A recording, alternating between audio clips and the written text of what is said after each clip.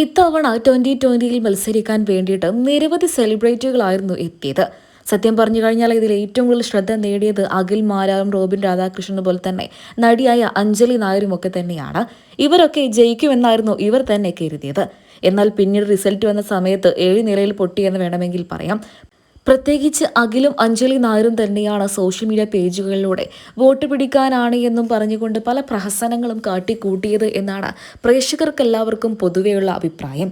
ഇരുവരും തോറ്റതോടുകൂടി പ്രേക്ഷകരെല്ലാവരും വലിയ രീതിയിൽ തന്നെയാണ് ഇരുവരെയും കളിയാക്കിക്കൊണ്ടും പരിഹസിച്ചുകൊണ്ടും സോഷ്യൽ മീഡിയയിലൂടെ തന്നെ രംഗത്തെത്തിയത്.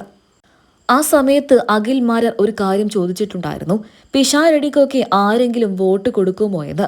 അന്ന് അതിന് മറുപടിയായിട്ട് പിഷാരടി ഒന്നും തന്നെ പറഞ്ഞിട്ടില്ലായിരുന്നു.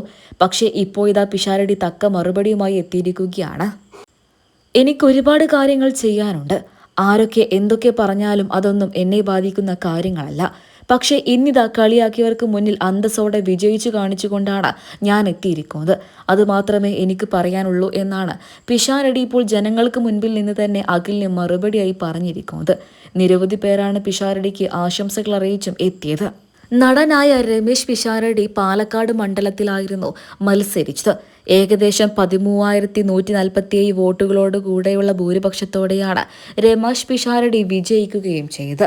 അദ്ദേഹത്തിന്റെ വിജയത്തിന്റെ സന്തോഷത്തിൽ തന്നെയാണ് അദ്ദേഹത്തെ സ്നേഹിക്കുന്ന മലയാളികളെല്ലാവരും. അതേസമയം അഖിലിനുള്ള തക്ക മറുപടി കൂടെ കൊടുത്തതോടെ പ്രേക്ഷകർക്ക്